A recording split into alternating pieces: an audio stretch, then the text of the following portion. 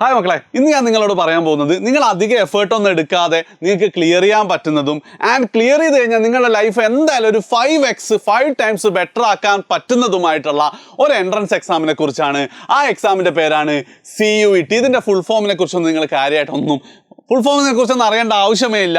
പക്ഷേ നിങ്ങൾ +2 കഴിഞ്ഞിട്ട് നിങ്ങൾ ഇനി ഞാൻ പഠിക്കാനൊന്നും പോകുന്നില്ല, വേറെ വല്ല ജോലിക്കും പോവാണ് എന്ന് തീരുമാനിച്ച കുട്ടികൾ ഒഴിച്ച് ബാക്കി എല്ലാവരും എന്ത് ചെയ്യണം, ഈ വീഡിയോ അവസാനം വരെ കാണണം. നിങ്ങൾക്ക് കറക്റ്റ് ഇൻസൈറ്റും CUETയുടെ ഇമ്പോർട്ടൻസ് എന്താണെന്നുള്ളത് നിങ്ങൾക്ക് മനസ്സിലാവും. ഓക്കെ, അപ്പോൾ എന്ത് ചെയ്യാം, നമുക്ക് എന്താണ് CUET എന്ന് ആദ്യം നോക്കാം അല്ലേ. അതായത് +2 കഴിഞ്ഞതിന് ശേഷം നിങ്ങൾക്ക് ഒരുപാട് കോഴ്സുകളിൽ പോകാൻ പറ്റും. പക്ഷെ ആ കോഴ്സുകളൊക്കെ നമുക്ക് എന്ത് ചെയ്യാം, വളരെ ബ്രോഡായിട്ട് രണ്ടായിട്ട് എന്ത് ചെയ്യാം, ഡിവൈഡ് ചെയ്യാം. ഒന്ന് പ്രൊഫഷണൽ കോഴ്സും, 2 അക്കാഡമിക് കോഴ്സസ് അല്ലെങ്കിൽ നോൺ പ്രൊഫഷണൽ കോഴ്സ്. ഈ പ്രൊഫഷണൽ കോഴ്സ് എന്ന് പറയുമ്പം നിങ്ങളെ കോഴ്സ് പഠിക്കുന്നതിൻ്റെ കൂടെ തന്നെ ആ ജോലി ചെയ്യാനുള്ള ട്രെയിനിങ്ങും കൂടെ നിങ്ങൾക്ക് കിട്ടും. അഥവാ കോഴ്സ് പഠിച്ചു കഴിയുമ്പോഴത്തേക്ക് തന്നെ നിങ്ങൾക്ക് ആ ജോലിയിൽ കയറാൻ നിങ്ങൾ യോഗ്യരാണ്. ഉദാഹരണത്തിന് ഡോക്ടേഴ്സ്, അതേപോലത്തെ ഡോക്ടേഴ്സ് ഏത് ഡോക്ടറാണെങ്കിലും BTech, നഴ്സിംഗ്, പാരാമെഡിക്കൽ, പിന്നെ കൊമേഴ്സുകാർ പോകുന്ന CA, CS, CMA, പിന്നെ എന്താണ് LLB, ഹ്യൂമാനിറ്റീസുകാർ ഒത്തിരി ആയിട്ട് പോകുന്ന കോഴ്സസിനൊക്കെ നമ്മൾ എന്ത് ചെയ്യും, പ്രൊഫഷണൽ കോഴ്സസ് എന്ന് വിളിക്കും. ഇനി നോൺ പ്രൊഫഷണൽ കോഴ്സസ് അല്ലെങ്കിൽ അക്കാഡമിക് കോഴ്സസ് എന്ന് പറയുന്നത് നമ്മുടെ നാട്ടിലൊക്കെ ഉള്ള കോളേജുകളിൽ കിട്ടുന്ന കോഴ്സസ് വളരെ പൊതുവായിട്ട് നമുക്ക് പറയാം അല്ലേ. അത് എൻ്റെ വീടിൻ്റെ അടുത്തുള്ള college MET arts and science college എന്നാണ്. അവിടെ ഈ പറയുന്ന എല്ലാ കോഴ്സസും കിട്ടും. നിങ്ങളുടെ വീടിൻ്റെ അടുത്ത് ഇതുപോലത്തെ കോളേജിൻ്റെ ജസ്റ്റ് നിങ്ങൾ എന്ത് ചെയ്യുക, ഒന്ന് കമൻറ്റ് ചെയ്യട്ടോ. അതായത് ജനറലായിട്ട് ഏത് സ്ട്രീം നിങ്ങൾ +2 ഏത് പഠിച്ചാലും പോകാൻ പറ്റും. BA ഇംഗ്ലീഷ്, മലയാളം അല്ല, അതുപോലത്തെ ലാംഗ്വേജസ്, പിന്നെ BA എക്കണോമിക്സ്, ഹിസ്റ്ററി, സോഷ്യോളജി, പൊതുവെ എന്താണ് ഹ്യൂമാനിറ്റീസ് എടുക്കുന്ന കുട്ടികൾ പോകുന്നതാണ്. പിന്നെ കൊമേഴ്സുകാർക്കുള്ള BCom, BBA, പിന്നെ സയൻസുകാർക്ക് എന്താണ് പ്യുവർ സയൻസ് കോഴ്സസ് ആയിട്ടുള്ള BSc physics, BSc chemistry, BSc biology, അങ്ങനെ ഒത്തിരി എന്താണ് BSc കമ്പ്യൂട്ടർ സയൻസ് തുടങ്ങിയ കോഴ്സുകൾക്കാണ് നമ്മൾ എന്ത് പറയുക, അക്കാഡമിക് കോഴ്സസ് എന്ന് പറയാം. ഓക്കെ, അപ്പം നിങ്ങൾക്ക് ഇപ്പോൾ എന്താണ് നിങ്ങളെ കരിയറിനെ കുറിച്ച് നിങ്ങൾ എന്താണ് ഓൾറെഡി തീരുമാനിച്ചതാണ്. നിങ്ങൾ ജസ്റ്റ് ഒന്ന് കമൻറ്റ് ചെയ്യുക, നിങ്ങൾ പ്രൊഫഷണൽ കോഴ്സാണോ പോകുന്നത് അല്ലെങ്കിൽ എന്താണ് അക്കാഡമിക് കോഴ്സാണോ പോകുന്നത് നമുക്ക് നോക്കാം. ഓക്കെ, പക്ഷെ നിങ്ങളുടെ കമൻറ്റും കാര്യങ്ങളും എന്താണെങ്കിലും അവസാനം കേരളത്തിൽ ഏകദേശം എന്താണ് സയൻസും കൊമേഴ്സും ഹ്യൂമാനിറ്റീസും ഒക്കെ കൂടെ ഒരു 4.5 ലക്ഷം കുട്ടികൾ +2 പരീക്ഷ എഴുതുന്നുണ്ട്. ഇതിലൊരു 70% കുട്ടികളും അവസാനം എത്തിപ്പെടുക ഈ പറയുന്ന അക്കാഡമിക് കോഴ്സസിലേക്കാണ്. കാരണം അതിനാണ് ഒത്തിരി സീറ്റുള്ള. പ്രൊഫഷണൽ കോഴ്സസിന് വേറൊന്നും കൊണ്ടല്ല, സീറ്റുകളുടെ എണ്ണം കുറവാണ്. അതേ സ്ഥാനത്ത് BA ഇംഗ്ലീഷൊക്കെ കേരളത്തിൽ തന്നെ എന്തുണ്ടാവും, 10,000 അല്ലെ 1000കണക്കിന് സീറ്റുകൾ BA ഇംഗ്ലീഷ് മാത്രം. BA മലയാളത്തിനൊക്കെ അത്രയും സീറ്റുകൾ തന്നെ ഇത് കിട്ടും. അവസാനം ഇപ്പോൾ +2 പഠിക്കുന്ന കുട്ടികൾ അവസാനം ലാൻഡ് ചെയ്യാൻ പോകുന്നത് മെജോറിറ്റി കുട്ടികളും ഈ ഒരു അക്കാഡമിക് കോഴ്സസിലേക്കാണ്. അപ്പം ഈ കോഴ്സസ് നിങ്ങൾക്ക് പഠിക്കാൻ ഒരുപാട് ഓപ്ഷൻസ് കോളേജിൻ്റെ കേസിൽ. And the main question is ഏത് കോളേജിൽ നിങ്ങൾ പഠിക്കണം എന്നുള്ളതാണ്. അതായത് നിങ്ങൾക്ക് എന്ത് ചെയ്യാം, നിങ്ങളുടെ നാടിൻ്റെ അടുത്ത് എനിക്ക് ഉറപ്പാണ് 1 മണിക്കൂർ 1.5 മണിക്കൂർ യാത്ര ചെയ്താൽ നിങ്ങൾക്ക് എന്ത് ചെയ്യാൻ പറ്റും, ഒരു ആർട്സ് ആൻഡ് സയൻസ് കോളേജിൽ നിങ്ങൾക്ക് എത്താൻ പറ്റും. ഓക്കെ, ആ കോളേജും പിന്നെ അതിൻ്റെ ഒരു നെക്സ്റ്റ് ലെവലായിട്ടുള്ള കോളേജാണ് നമ്മളുടെ നാട്ടിലെ വളരെ ഫേമസ് ആയിട്ടുള്ള, കേരളത്തിൽ വളരെ ഫേമസ് ആയിട്ടുള്ള കോളേജസ്. ഇപ്പോൾ മഹാരാജാസ് കോളേജ്, അല്ലെങ്കിൽ ട്രിവാൻഡ്രം യൂണിവേഴ്സിറ്റി കോളേജ്, അല്ലെങ്കിൽ കോഴിക്കോടാണെങ്കിൽ Devagiri Christian college, Farook college എന്നൊക്കെ തുടങ്ങിയത് ഒത്തിരി കോളേജസ് ഉണ്ട്. അപ്പം മിക്കവാറും അവിടെ ആൾക്കാരെന്തായിരിക്കും, അവർ ഹോസ്റ്റലിൽ നിന്നാണ്, കേരളത്തിൻ്റെ എല്ലാ ഭാഗത്തു നിന്നുള്ള കുട്ടികളുണ്ടാവും, അവർ ഹോസ്റ്റലിൽ നിന്നാണ് പഠിക്കാം. അത് ഓപ്ഷൻ A എന്ന് പറയുന്നത് നിങ്ങളുടെ വീടിൻ്റെ അടുത്തുള്ള കോളേജ്. അപ്പോൾ ആ കോളേജ് എന്ന് പറയുമ്പോൾ നിങ്ങളുടെ നാട്ടിൽ ഒരു 5-6 സ്കൂളുകളിൽ നിന്നുള്ള കുട്ടികളാണ്, മെയിൻലി +2 സ്കൂളുകളിൽ നിന്ന് കുട്ടികളാണ് അവിടെ വരിക. പിന്നെ രണ്ടാമത്തെ ഓപ്ഷൻ എന്ന് പറയുന്നത് ഈ ഫറൂഖ് കോളേജോ മഹാരാജാസ് കോളേജോ പോലെ കേരളത്തിലെ എല്ലാ കുട്ടികളും എല്ലാ ജില്ലകളിൽ നിന്ന് കുട്ടികൾ പഠിക്കുന്ന കോളേജസ് ആയിട്ടുള്ളത്. ഇനി മൂന്നാമത്തെ ഓപ്ഷനാണ് സെൻട്രൽ യൂണിവേഴ്സിറ്റി. ഏതുക്കും മേലെ കേരളത്തിലെ എല്ലാ കുട്ടികൾക്കും മേലെ ഇന്ത്യയിലെ എല്ലാ കുട്ടികളും പഠിക്കുന്ന കോളേജസ്. ഇപ്പോൾ Jawaharlal Nehru university, Delhi university, Pondicherry university എന്നൊക്കെ പറയുന്നത് ലോകത്തിലെ തന്നെ ഫേമസ് ആയിട്ടുള്ള ആർട്സ് ആൻഡ് സയൻസ് കോളേജസ് ആണ്. അപ്പം അതിൻ്റെ ക്യാമ്പസ് എന്നൊക്കെ പറയുന്നത് ഭയങ്കര ബ്യൂട്ടിഫുൾ. നിങ്ങളുടെ നാട്ടിലെ കോളേജിൻ്റെ ക്യാമ്പസും ഇതും ഒന്ന് ആലോചിച്ച് നോക്കി, ഭയങ്കര വ്യത്യാസമുണ്ടാകും. ഇതൊക്കെ എന്താണ്, ആ ഓരോരോ സെൻട്രൽ യൂണിവേഴ്സിറ്റികളാണ് കേട്ടോ. ഓക്കെ, അപ്പം ഈ ഒരു കോളേജ് പഠിക്കണമെന്ന് തീരുമാനിക്കലാണ് ഏറ്റവും ഫസ്റ്റ് കാര്യം. ആൻഡ് ഇതിൽ ഇമ്പോർട്ടൻ്റ് ആയിട്ടുള്ള ഒരു ഫാക്ടർ എന്ന് വെച്ചാൽ വെറും ക്യാമ്പസ് മാത്രമല്ല കേട്ടോ. ക്യാമ്പസ് മാത്രമല്ല സെൻട്രൽ യൂണിവേഴ്സിറ്റികളിൽ നിങ്ങൾക്ക് പഠിക്കുമ്പോൾ കിട്ടുന്നത് ഒന്നാമത്തെ കാര്യം എന്ന് പറയുന്നത് മീറ്റ് ബെറ്റർ പീപ്പിൾ. അതായത് നിങ്ങൾക്കൊക്കെ അറിയാം നിങ്ങൾ ആരാണ് എന്ന് തീരുമാനിച്ച് നിങ്ങളുടെ ചുറ്റുപാടുകളാണ്, നിങ്ങളുടെ ഫ്രണ്ട്സാണ്, നിങ്ങൾ എന്നും ഇൻട്രാക്ട് ചെയ്യുന്ന സർക്കിളാണ് അല്ലേ. ആ സർക്കിൾ നിങ്ങൾ ആലോചിച്ച് ഇന്ത്യയിൽ ഏറ്റവും ബ്രൈറ്റസ്റ്റ് മൈൻഡ് ആണെങ്കിൽ അപ്പം അതാണ് ശരിക്കും പറഞ്ഞാൽ ഈ IIT-യിലും എയിംസിലും NIT-യിലൊക്കെ പഠിക്കുമ്പോൾ നമുക്ക് കിട്ടുന്നത്. ആ ഒരു സാധനം തന്നെ ഈ അക്കാഡമിക് കോഴ്സുകളിലേക്കും കിട്ടുക എന്നുള്ളതാണ് സെൻട്രൽ യൂണിവേഴ്സിറ്റി നിങ്ങൾക്ക് തരുന്ന ഏറ്റവും വലിയ അഡ്വാൻറ്റേജ്. അതായത് കിഡിലൻ ആൾക്കാരെ നിങ്ങൾക്ക് എന്ത് ചെയ്യാൻ പറ്റും, പരിചയപ്പെടാൻ പറ്റും, അവരുമായിട്ട് ഇൻട്രാക്ട് ചെയ്യാൻ പറ്റും. ആൻഡ് ഇത് നിങ്ങൾക്ക് എന്താണ്, ഓഫ് കോഴ്സ് ബെറ്റർ എക്സ്പോഷർ കിട്ടും. ഒന്ന് എക്സ്പോഷർ എന്ന് പറയുമ്പോൾ ഈ ഫ്രണ്ട്സ് വഴി, അതായത് സാധാരണ നിങ്ങളുടെ നാട്ടിലെ ഒരു കോളേജിൽ പുതിയ റീലിനെ കുറിച്ച് സംസാരിക്കുമ്പം അവർ ലോകത്തെ വലിയ വലിയ പ്രശ്നങ്ങളെക്കുറിച്ചാണ് എന്ത് ചെയ്യുക, സെൻട്രൽ യൂണിവേഴ്സിറ്റിയിൽ നിന്ന് ചർച്ച ചെയ്യുക. അതൊരു എക്സ്പോഷറാണ്. രണ്ടാമത് ഗവൺമെൻറ് സൈഡിൽ നിന്നൊക്കെ ഒത്തിരി വലിയ വലിയ പ്രൊജക്റ്റുകളും സെമിനാറുകളൊക്കെ ഈ കോളേജുകളിൽ നടക്കും. അങ്ങനെ എന്താണ്, നിങ്ങളൊരു ബെറ്റർ ഹ്യൂമൻ ബീയിങ് ആവാനുള്ള സാധ്യത വളരെ കൂടുതലാണ്. ആൻഡ് ആ ബെറ്റർ ഹ്യൂമൻ ബീയിങ് ആയിക്കഴിഞ്ഞാൽ നിങ്ങൾക്ക് കുറേ ഗുണങ്ങളുണ്ട്. അത് അവസാനത്തെ രണ്ടെണ്ണമായിട്ട് പറയാം. മറ്റൊരു കാര്യം എന്ന് പറയുന്നത് ഭയങ്കര അഫോർഡബിൾ ആണ് കേട്ടോ. ഈ സെൻട്രൽ യൂണിവേഴ്സിറ്റിയിലൊക്കെ ഫീസ് വരുന്നത്, അതായത് ഇന്ത്യയിലെ എല്ലാവർക്കും പഠിക്കാൻ പറ്റണം എന്നുള്ള രീതിയിലാണ്. അവിടെ നിങ്ങൾ എന്താ പറയുക, അഡ്മിഷൻ കിട്ടിക്കഴിഞ്ഞാൽ നിങ്ങൾക്ക് ഇൻ കേസ് എന്തെങ്കിലും ഫീ വരികയാണെങ്കിൽ തന്നെ അത് കവർ ചെയ്യാനുള്ള രീതിയിലുള്ള സ്കോളർഷിപ്പുകളൊക്കെ ബൈ ഡിഫോൾട്ട് എന്തായിരിക്കും, നിങ്ങൾ അർഹരാവാനുള്ള ചാൻസ് ഉണ്ട്. സോ വളരെ അഫോർഡബിളായിട്ട് നിങ്ങളുടെ ഡിഗ്രി നിങ്ങൾക്ക് പഠിച്ച് പൂർത്തിയാക്കാൻ പറ്റും. പിന്നെ രണ്ടാമത്തെന്ന് പറയുന്നത് ക്യാമ്പസ് പ്ലേസ്മെൻറ്റുകളാണ്. നിങ്ങൾ നോക്കിയാൽ മതി, ഈ ക്യാമ്പസ് പ്ലേസ്മെൻറ്റ് അല്ലെങ്കിൽ campus recruitment mainly top engineering കോളേജസിലെ ഇന്ത്യയിൽ നടക്കുന്നുള്ളൂ. പക്ഷേ ഈ നമ്മളെയൊക്കെ റിക്രൂട്ട് ചെയ്തിട്ട് ചെയ്യുന്ന ജോലികൾ എന്ന് പറയുന്നത് അങ്ങനെ എഞ്ചിനീയേഴ്സിന് മാത്രം ചെയ്യാൻ പറ്റുന്ന ജോലികളൊന്നല്ല. നല്ല സ്കില്ലുള്ള ഒത്തിരി ആൾക്കാർക്ക് ചെയ്യാൻ പറ്റുന്ന ജോലിയാണ്. അതുകൊണ്ട് തന്നെ ഇപ്പം എന്താണ്, NIT-യിലും IIT-യിലൊക്കെ വരുന്ന കമ്പനികൾ തന്നെ എന്ത് ചെയ്യുന്നുണ്ട്, ഡൽഹി യൂണിവേഴ്സിറ്റിയിലും സെൻറ്റ് സ്റ്റീഫൻസ് കോളേജിലൊക്കെ എന്ത് ചെയ്യുന്നുണ്ട്, അവർ ക്യാമ്പസ് റിക്രൂട്ട്മെൻറ്റിന് പോകുന്നുണ്ട്. അപ്പം നിങ്ങൾക്ക് ക്യാമ്പസ് തന്നെ റിക്രൂട്ട്മെൻറ്റ് കിട്ടാനുള്ള സാധ്യത വളരെ കൂടുതലാണ് ഇതുപോലത്തെ സെൻട്രൽ യൂണിവേഴ്സിറ്റിയിൽ നിങ്ങൾ പഠിച്ചാൽ.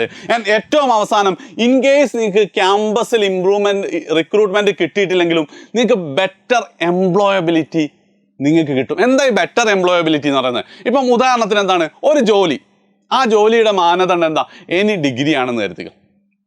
അപ്പം എനി ഡിഗ്രി എന്ന് പറയുമ്പം കേരളത്തിലെ നേരത്തെ പറഞ്ഞ 70% കുട്ടികൾ അതിൽ എലിജിബിൾ ആകുമ്പം ആസ് എൻ എംപ്ലോയർ നമ്മൾ നോക്കുമ്പോൾ ഇവൻ ഏത് കോളേജിൽ നിന്നാണ് ആ ഒരു ഡിഗ്രി എടുത്തത് നോക്കുമ്പം അതൊരു സെൻട്രൽ യൂണിവേഴ്സിറ്റിയാണ്. ഉറപ്പായിട്ടും എന്താണ്, നിങ്ങൾക്ക് അതിൻ്റെ അഡ്വാൻറ്റേജ് ഉണ്ട്. ഇപ്പോൾ എജ്യൂ പോർട്ടലടക്കം എന്താണ്, നിങ്ങളിപ്പം നമ്മളെ കൊമേഴ്സ് എടുക്കുന്ന അനുമിസൊക്കെ ഇതേപോലെ എന്താ പോണ്ടിച്ചേരി യൂണിവേഴ്സിറ്റിയിൽ നിന്ന് കഴിഞ്ഞതാണ്. അപ്പോൾ അവർക്കൊക്കെ എന്തുണ്ട്, ആ ഒരു എംപ്ലോയബിലിറ്റി കൂടുതലുണ്ട്. ഇപ്പോൾ എൻ്റെയൊക്കെ കേസ് ആണെങ്കിൽ നമുക്ക് എന്താണ്, ഒരു CV തരികയാണ് നാട്ടിലിപ്പോൾ MET Farook college Pondicherry university, ഞാൻ ഫസ്റ്റ് പ്രിഫർ ചെയ്യുക പോണ്ടിച്ചേരി യൂണിവേഴ്സിറ്റി, സെക്കൻഡ് ഫറൂഖ്, പിന്നെ MET. കാരണം എന്താ വെച്ചാൽ അതിന് ഇനി എന്താണ്, ഒരു അഡീഷണൽ അഡ്വാൻറ്റേജും കൂടെ ഉണ്ട്. നിങ്ങൾ എഴുതുന്ന ഈ യൂണിവേഴ്സിറ്റിയിലേക്ക് അഡ്മിഷൻ കിട്ടാൻ വേണ്ടി നിങ്ങൾ എഴുതുന്ന ഈ ഒരു എൻട്രൻസ് എക്സാം. അതായത് ഇപ്പോൾ എനിക്ക് പലപ്പോഴും തോന്നാറുണ്ട് NIT-യിലും IIT-യിലൊക്കെ അഡ്മിഷൻസ് കിട്ടുമ്പോൾ, അല്ലെങ്കിൽ അഡ്മിഷൻ കിട്ടിയതിന് ശേഷം നമുക്ക് പ്ലേസ്മെൻറ്റിന് ഇരിക്കുമ്പോൾ അവർ മെയിനായിട്ട് നോക്കുക നമ്മൾ അവിടെ എന്ത് പഠിച്ചു എന്നല്ല, നമ്മൾ ക്രാക്ക് ചെയ്ത ആ ഒരു എൻട്രൻസ് എക്സാമാണ്. ഇത്രയും കോമ്പറ്റീറ്റീവായിട്ടുള്ള ആ ഒരു എൻട്രൻസ് എക്സാം ക്രാക്ക് ചെയ്ത കുട്ടികളല്ലേ ഇവരെന്നുള്ള രീതി. അതേപോലെ തന്നെ എന്താണ്, നിങ്ങൾക്ക് CUET-യും എന്ത് ചെയ്യാൻ പോവാണ്, CUET ക്രാക്ക് ചെയ്ത മക്കളല്ല എന്തായാലും ഇവർക്ക് എന്തുണ്ടാവും, ആ ഒരു മെച്ചം കിട്ടുമെന്ന് ഫീൽ ചെയ്യും. സോ ഇങ്ങനത്തെ സെൻട്രൽ യൂണിവേഴ്സിറ്റികളുടെ അഡ്മിഷന് വേണ്ടിയിട്ട് നിങ്ങൾ എഴുതാൻ പോകുന്ന എൻട്രൻസ് എക്സാമിൻ്റെ പേരാണ് CUET. എന്താ സാധനം നിങ്ങൾക്ക് വളരെ ക്ലിയർ ആയല്ലോ, ഇതിൻ്റെ അഡ്വാൻറ്റേജും കാര്യങ്ങളൊക്കെ കിട്ടിയല്ലോ. അപ്പോൾ ഭൂരിഭാഗം കുട്ടികളുടെ ഒരു പ്രധാന പ്രശ്നം എന്താ വെച്ചാൽ, സാറേ ഞാൻ ഈ എൻട്രൻസ് എക്സാമിനെതിരാണ്, കാരണം ഭയങ്കര ടഫാണ്, ഭയങ്കര കോമ്പറ്റീഷനാണ്. പക്ഷേ CUET-ക്ക് കുറച്ച് അഡ്വാൻറ്റേജസ് ഉണ്ട് കേട്ടോ. ബാക്കി നിങ്ങളിപ്പോൾ NEET ആയിക്കോട്ടെ, കീം ആയിക്കോട്ടെ, JEE ഒക്കെ വെച്ച് നോക്കുകയാണെങ്കിൽ കുറച്ച് അഡ്വാൻറ്റേജ്, അത് ഈ വർഷമൊക്കെ +2 ചെയ്യുന്നവർക്ക് അത് പ്രത്യേകിച്ചും കൂടുതൽ അഡ്വാൻറ്റേജ് ആയിട്ട് ഫീൽ ചെയ്യും. കാരണം എന്താ വെച്ചാൽ ഒത്തിരി CUET എക്സാം 2 തവണയും CUET ഇതുവരെ നടന്നിട്ടുള്ളൂ. അതുകൊണ്ട് തന്നെ ഈ പറയുന്ന കാര്യങ്ങളൊക്കെ നിങ്ങൾക്ക് ഇമ്പോർട്ടൻ്റ് ആണ്. അതായത് ഒന്നാമത്തെ കാര്യം എന്ന് പറയുന്നത്, നിങ്ങൾക്ക് +2 ടോപ്പിക്ക് മാത്രമേ ഉള്ളൂ. നിങ്ങളുടെ സിലബസിൽ ഇപ്പോൾ മാത്സിൻ്റെ CUET എക്സാം എഴുതുകയാണെങ്കിൽ നിങ്ങൾ +2-ൽ പഠിച്ചത് മാത്രമേ ഉള്ളൂ. ബാക്കി എല്ലാ എൻട്രൻസ് എക്സാമും +1ഉം +2ഉം കൂടെയാണ്. അത് വലിയ കാര്യമല്ലേ. നിങ്ങൾക്ക് +1 നിങ്ങൾ ഉഴപ്പിയ കുട്ടികളാണെങ്കിലും നിങ്ങൾക്കിപ്പോൾ എന്താ +1-ലെ മാർക്കും കൂടെ വെച്ചിട്ടാണ് നിങ്ങൾക്ക് ഈ നാട്ടിലെ കോളേജിൽ അഡ്മിഷൻ കിട്ടുക. അത് കിട്ടിയില്ലെങ്കിലും CUET കയറിയിട്ട് എന്ത് ചെയ്യുക, നമുക്ക് അതുക്കും മേലെ പോകാൻ പറ്റില്ലേ, ഡൽഹി യൂണിവേഴ്സിറ്റി പഠിക്കാൻ പറ്റൂലേ. ആൻഡ് എന്ത് ചെയ്താൽ മതി, ഇപ്പോൾ ഇത് ജാനുവരി മാസമാണ്, നിങ്ങളൊക്കെ സീരിയസ് ആയിക്കൊണ്ടിരിക്കുന്ന സമയമാണ്. ആ സീരിയസ് ആയ സമയത്ത് നിങ്ങൾ എന്ത് ചെയ്യുക, ഒരു എക്സ്ട്രാ എഫേർട്ട് കുറച്ചും കൂടെ ഇട്ട് കഴിഞ്ഞാൽ നിങ്ങൾക്ക് എന്ത് ചെയ്യാൻ പറ്റും, ബോർഡ് എക്സാം അടിപൊളിയാക്കാൻ പറ്റും, CUET-യും അടിപൊളിയാക്കാൻ പറ്റും കേട്ടോ. ആൻഡ് ഇവിടെ നിങ്ങൾ കാണേണ്ട മറ്റൊരു കാര്യം എന്താ വെച്ചാൽ, നിങ്ങൾക്ക് ഇപ്പോൾ ചില സബ്ജക്റ്റ് ചില കുട്ടികൾ എനിക്ക് +2 ഫിസിക്സ് ഭയങ്കര ടഫാണ്, അങ്ങനെയാണെങ്കിൽ നിങ്ങൾക്ക് എന്ത് ചെയ്യാം, നിങ്ങളുടെ CUET എക്സാം നിങ്ങൾക്ക് ഫിസിക്സ് സ്കിപ്പ് ചെയ്യാം. ബാക്കി സബ്ജക്റ്റ് വെച്ച് കിട്ടുന്ന ഒത്തിരി കോമ്പിനേഷൻസ് നിങ്ങൾക്ക് കിട്ടും. അപ്പോൾ അതെന്താണ് ആ സബ്ജക്റ്റ് അടക്കം നിങ്ങൾക്ക് സ്കിപ്പ് ചെയ്യാൻ പറ്റും എന്നുള്ളത് നെക്സ്റ്റ് അഡ്വാൻറ്റേജ് ആണ്. ഇത് ഏതൊക്കെ സ്കിപ്പ് ചെയ്യാം, ഏതൊക്കെ സബ്ജക്റ്റ് പഠിക്കണം എന്നുള്ളതൊക്കെ അടുത്ത വീഡിയോസ് ആയിട്ട് നമ്മുടെ CUET ചാനലിൽ തന്നെ വരും. CUET ചാനലിൻ്റെ ലിങ്ക് എന്ത് ചെയ്യാം, ഈ കമൻറ്റിൽ ഞാൻ പിൻ ചെയ്തിട്ട് നിങ്ങൾ ഇപ്പം തന്നെ അത് സബ്സ്ക്രൈബ് ചെയ്ത് സെറ്റ് ചെയ്ത് വെക്കുക കേട്ടോ. ഓക്കെ, രണ്ടാമത്തെ കാര്യം എന്താണെന്ന് വെച്ച് കഴിഞ്ഞാൽ നിങ്ങൾക്കത് ഒരു ഡിഫിക്കൽട്ടി ലെവൽ നോക്കുകയാണെങ്കിൽ ബോർഡ് എക്സാമിനേക്കാൾ കുറച്ചും കൂടെ കൂടുതലേ ഉള്ളൂ. അത് കുറേ ക്വസ്റ്റ്യൻസ്, ഞാനിപ്പം മാട്രിക്സിൻ്റെ ക്വസ്റ്റ്യൻസ് ഒക്കെ ഞാനിങ്ങനെ നോക്കുമ്പോൾ നമ്മളെന്താണ് സ്ക്യൂസിമെട്രിക്സ് മാട്രിക്സ് ഉണ്ടാക്കാനൊക്കെ തന്നെ അതിൽ ചോദിക്കുന്നുണ്ട്. അപ്പം എന്താണ്, മോസ്റ്റ് ക്വസ്റ്റ്യൻസ് ഒരു ബോർഡ് ലെവലാണ്. ഇനി അതിൻ്റെ മേലെ വരുന്ന ക്വസ്റ്റ്യൻസും ഒരു കീം ലെവലേ വരുന്നുള്ളൂ. ഒരു കേരള എഞ്ചിനീയറിംഗ് എൻട്രൻസ് എക്സാം എന്നാണ്. ഇപ്പം ഒരു മാർക്ക് നോക്കുകയാണെങ്കിൽ 10 9 മാർക്ക് ഉണ്ടാവും JEE അഡ്വാൻസിന്, ഒരു 7 മാർക്ക് ഉണ്ടാവും JEE മെയിൻസിന്, ഒരു 6 മാർക്ക് ഉണ്ടാവും ആർക്ക് നീറ്റിന്, ഒരു 3 മാർക്ക് ഉണ്ടാവും ബോർഡ് എക്സാമിന്, ഒരു 4 മാർക്ക് ഉണ്ടാവും കീമിന്. അപ്പം ഇതാണ് എന്തുണ്ട് നമ്മളെ CUETയുടെ ഒരു ഡിഫിക്കൽട്ടി ലെവൽ കഴിഞ്ഞ 2 വർഷത്തെ ക്വസ്റ്റ്യൻ പേപ്പർ നോക്കിയിട്ട്. ഇനി ഇതിനേക്കാളൊക്കെ ഇമ്പോർട്ടൻ്റ് ആണ് കോമ്പറ്റീഷൻ ഭയങ്കര കുറവാണ്. സാറേ കോമ്പറ്റീഷൻ കുറവെന്ന് പറയുന്നത് ഇങ്ങനെ ഇന്ത്യയിൽ എല്ലാവരും എഴുതുന്നില്ലേ?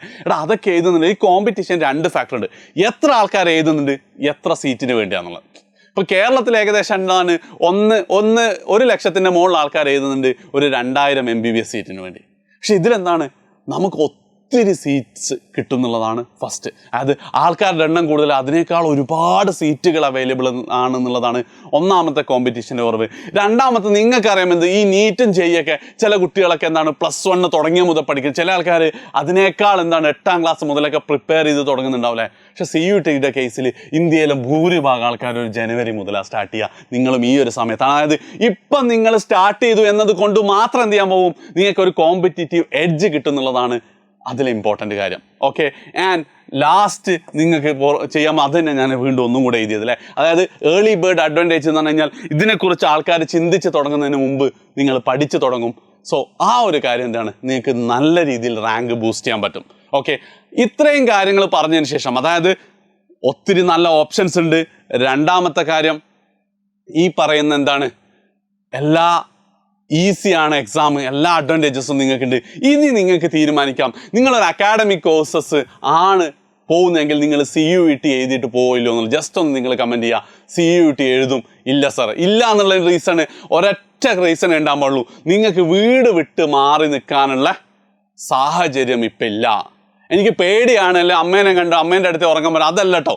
അമ്മ ഒറ്റക്കാണ്, അച്ഛന് സുഖയില്ല, അങ്ങനത്തെ കേസാണ് ഒരുപക്ഷെ നിങ്ങൾക്ക് വീട് വിട്ട് മാറി നിൽക്കാൻ പറ്റൂലായിരിക്കാം. അല്ലാത്ത എന്തായാലും കേസിൽ നിങ്ങൾ CUET എഴുതണം, അത് ക്രാക്ക് ചെയ്യാൻ വേണം. അത് തന്നെയാണ് എനിക്ക് നിങ്ങളോട് പറയാനുള്ള advice. You must prepare for CUET unless you are not preparing for any professional course. അതായത് നീറ്റ്, JEE, കീം അല്ലെങ്കിൽ നഴ്സിംഗ് തുടങ്ങിയ കോഴ്സുകൾ അല്ല നിങ്ങൾ നോക്കുന്നെങ്കിൽ ഉറപ്പായിട്ടും നിങ്ങളുടെ മുന്നിൽ CUET തന്നെയായിരിക്കണം ഫസ്റ്റ് ഓപ്ഷൻ. അത് കിട്ടിയിട്ടില്ലേ മാത്രം നോക്കിയാൽ മതി നമ്മളെ മാർക്ക് ബേസ് ചെയ്തിട്ടുള്ള കേരള കോളേജുകൾ കേട്ടോ. അപ്പോൾ അത് നിങ്ങൾ എന്ത് ഇപ്പം തന്നെ തീരുമാനിക്കാം. ആൻഡ് ഇതിനെങ്ങനെ പ്രിപ്പയർ ചെയ്യണം, ഇനി അങ്ങോട്ട് പ്രിപ്പയർ ചെയ്യാൻ റെഡിയാണ്. ബോർഡ് എക്സാമിൻ്റെ കൂടെ കുറച്ചും കൂടെ എഫേർട്ട് എടുത്താൽ മതി എന്നാണെങ്കിൽ നിങ്ങൾക്ക് വേണ്ടി എന്താണ് എഡ്യൂപോർട്ടിൻ്റെ board plus CUET crash course നമ്മൾ സ്റ്റാർട്ട് ചെയ്യാൻ പോവാണ്.